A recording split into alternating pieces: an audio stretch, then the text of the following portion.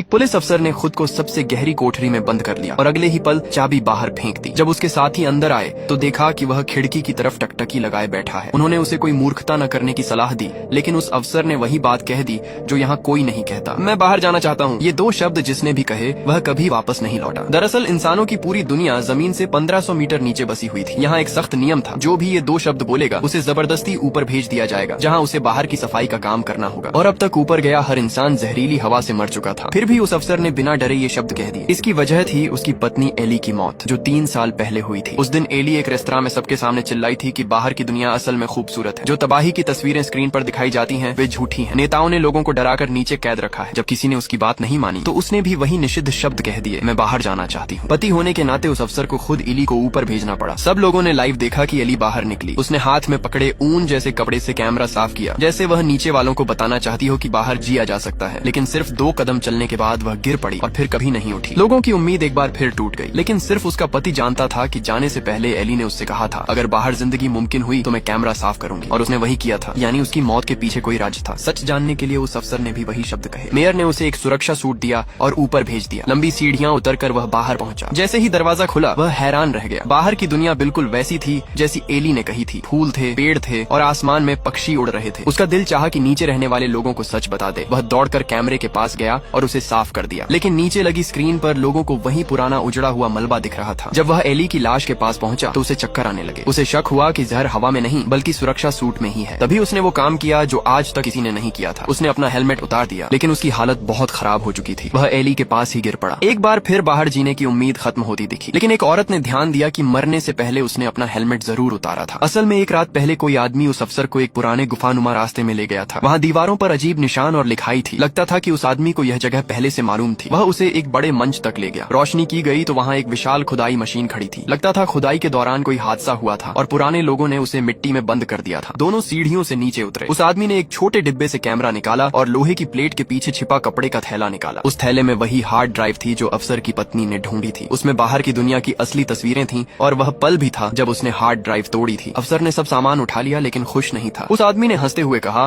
कि अगर अफसर ने अपनी पत्नी की बात पहले मान ली होती तो शायद वह मरती नहीं। ये सुनते ही अफसर का गुस्सा भड़क उठा, क्योंकि उसकी पत्नी उसके लिए सब कुछ थी। उसने उस आदमी झूलियों से कहा कि चुप रहे, अगर प्रशासन को इस जगह का पता चला तो सबको मार दिया जाएगा। फिर वह हार्ड ड्राइव लेकर चला गया। जब जूलियो को पता चला कि अफसर को बाहर भेज दिया गया है तो वह दोबारा उसी मंच पर आया। उसे पता नहीं था कि अफसर ने सुरंग का रास्ता उसके नीचे छिपा दिया था। जब उसने नीचे देखा तो वहाँ पानी भर चुका था। जूलियो को गहरे पानी से बहुत डर लगता था, लेकिन मामला बड़ा था। उसने डर दबाया, रस्सी बांधी, हेडलाइट लगाई और धीरे धीरे नीचे उतरने लगा। बीच में घबराहट में उसकी हेडलाइट गिर गई। अब वह अंधेरे में हाथ टटोलते हुए आगे बढ़ रहा था।